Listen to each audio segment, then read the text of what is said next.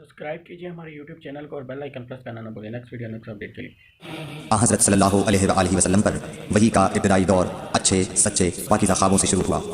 आप ख्वाब में जो कुछ देखते वो सुबह की रोशनी की तरह सही और सच्चा साबित होता। फिर मिन जानिब कुदरत आप तन्हाई पसंद हो गए और आपने गारे हिरा में खिलवत नशीनी इख्तियार फरमाई और कई दिन और रात वहाँ मुसलसल इबादत और याद इलाही और जिक्र में मशगूल रहने लगे।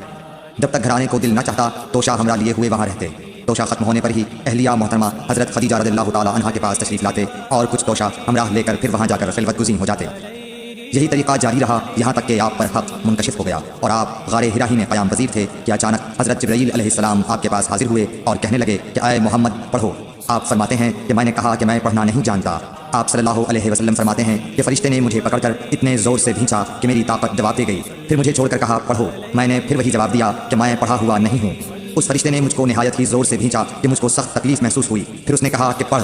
मैंने कहा मैं पढ़ा हुआ नहीं हूँ। फरिश्ते ने तीसरी बार मुझको पकड़ा और तीसरी मरतबा फिर मुझको खींचा। फिर मुझे छोड़ दिया और कहने लगा कि पढ़ो अपने रब के नाम की मदद से जिसने पैदा किया और इंसान को खून की फुटकी से बनाया। पढ़ो और आपका रब बहुत ही मेहरबानियाँ करने वाला है। बस यही आयतें आप हज़रत जिब्रील अलैहिस्सलाम से सुनकर इस हाल में गारे हिरा से वापस हुए कि आपका दिल इस अनोखे वाक़ये से काँप रहा था। आप हज़रत खदीजा के यहाँ तशरीफ़ लाए और फरमाया कि मुझे कंबल ओढ़ा दो, मुझे कंबल ओढ़ा दो। लोगों ने आपको कंबल ओढ़ा दिया। जब आपका डर जाता रहा तो आपने अपनी ज़ौजा मोहतरमा हज़रत खदीजा रज़ियल्लाहु ताला अन्हा को तफसील के साथ ये वाक़या सुनाया और फरमाने लगे कि मुझको अब अपनी जान का खौफ हो गया है। आपकी अहलिया मोहतरमा हज़रत खदीजा रज़ियल्लाहु ताला अन्हा ने आपकी ढारस बंधाई और कहा कि आपका ख्याल सही नहीं है। अल्लाह की कसम आपको अल्लाह कभी रुसवा नहीं करेगा। आप तो अखलाक़ फ़ाज़िला के मालिक हैं। आप तो कुंबा परवर हैं। बेकसों का बोझ अपने सर पर रखते हैं। मुफलिसों के लिए आप कमाते हैं। मेहमान नवाजी में आप बेमिसाल हैं और मुश्किल वक्त में आप अमर हक़ का साथ देते हैं। ऐसे औसाफ़े हसना वाला इंसान यूं बेवक्त ज़िल्लत व ख़ारी की मौत नहीं पा सकता। फिर मज़ीद तसल्ली के लिए हज़रत खदीजा रज़ियल्लाहु ताला अन्हा आपको वरक़ा बिन नौफ़ल के पास ले गईं जो इनके चचाज़ाद भाई थे और ज़माने जाहिलियत में नसरानी मज़हब इख्तियार कर चुके थे और इब्रानी ज़ुबान के कातिब थे। चुनांचे इंजील को भी हस्ब मंशाए खुदाबंदी इब्रानी ज़ुबान में लिखा करते थे। इंजील सिरियानी ज़ुबान में नाजिल हुई थी, फिर इसका तर्जुमा इब्रानी ज़ुबान में हुआ। वरक़ा इसी को लिखते थे। वो बहुत बूढ़े हो गए थे, यहाँ तक कि उनकी बीनाई भी रुखसत हो चुकी थी।